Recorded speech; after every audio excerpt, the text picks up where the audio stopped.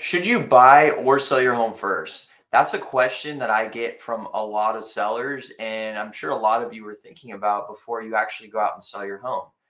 And why? Well, you don't want to be homeless, right? You need the money from selling your house in order to buy a new one.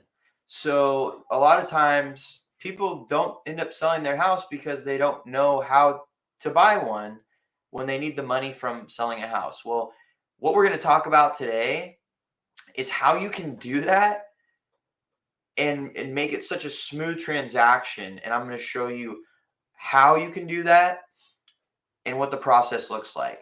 So, what you can do is you put your house up on the market first. And the reason why is because when you're going to purchase a property, you have to look competitive by having things like a pre approval, proof of funds. Those are the things that you want to send with your offer. So you may be pre approved, but you don't have the funds. So if you have your home in contract, you can use the net sheet from the title company or one that you create. Usually the one from the title company is a little bit more official. You use that and you send it with your offer showing, hey, this is what we're going to net from the sale of our home. Now, it's better to be in contract when making an offer because when the listing agent from the house that you're purchasing sees it, they're going to have more confidence in you closing on their home because they know you're already in contract. So when you're putting the offer out on top of that, disclosing what kind of offer you accepted on the property you were selling is also huge because you want to tell the listing agent on the house that you're buying what kind of offer you got. Did they remove contingencies? Are they putting a lot of money down? All those things are going to help get your offer accepted, and it's why you want to put yourself in the best position to make an offer and get it accepted even though you still have to sell your home. So how do you protect yourself from being homeless, right? You just put an offer on a house. You're not contingent on selling your property because you don't that's not being as competitive. A lot of people are going to push you off to the side if they know you still have to sell your home when they have other offers from people that don't have to sell their home. So that's why you don't want to write it contingent on selling your home. But how you can guarantee that you don't lose your home is when you choose an offer to accept on your home. You as the seller can be contingent on closing on a replacement property. So there's a few different things. You can be contingent on finding a replacement property, contingent on getting an offer accepted on a replacement property, or contingent on closing. And I typically always recommend doing closing on a replacement property because then you pretty much guarantee that you're not going to be homeless. And if for some reason something goes wrong with your loan or the sellers decide to, back out of the house that you're buying, you still have a home to go back to. So that's how you protect yourself is on the selling end. So that's kind of really the biggest thing on how you go through that process is step 1, get your home on the market. Step 2, accept an offer contingent on you closing on a replacement property. Step 3, go out and start looking at homes and putting out offers now that you're in contract. Step 4,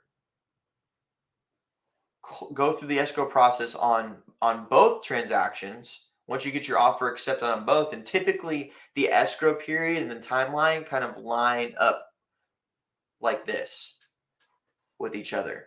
And you want that to happen. You want to close on both properties within about 2 or 3 days, or at least the same week, because what's going to happen is when it gets towards the end of you closing on the sale of your home, well, you still need the funds from the closing in order to close on the property you're moving into.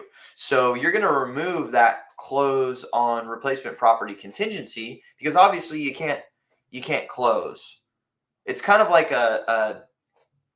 it's just a protectant to protect you for the entire escrow period until you're confident enough to know, okay, we're going to close on our replacement property. Because once it gets to the last week and within a couple of days, you pretty much know the closing disclosures have gone out, the funds have been wired. You pretty much know that you're guaranteed to get your replacement home. So you're going to remove that contingency. You're going to close on your property. So that way you get the funds. Those funds are now going to be transferred from the title company of that transaction to the new title company of the transaction that is your purchase. And the funds just move seamlessly from one hand to the other. They don't even touch your hands. They go through the title company and you close within a day or two. And that's typically how the process works. It's very smooth. And it's something that you definitely want to have someone who's done it before help guide you, because it can be a nightmare and it can be something that isn't smooth. But if you have somebody that has gone through it and knows how to navigate those waters, it's going to be a super smooth process, I promise you. So that's diving into real estate with Darren. I appreciate you guys watching. Tune in next week at 8 p.m. I'm going to have all kinds of information to share with you guys that I got from the event that I went to, the Tom Ferry event in Anaheim, surrounded by 1,500 top 1% real estate agents in the United States and the world. We had people from Canada and other countries there. And I'm going to share all the information that I was given from that conference with you guys next week. And you're gonna want to listen to this because it has to do with where things are going. And guys, this market we're in now is the new normal. So let's just sit tight. Now we need to figure out, who do I work with to help navigate this market with? And that's going to be kind of the topic we cover next week. So thanks for tuning in. I'll see you guys next week.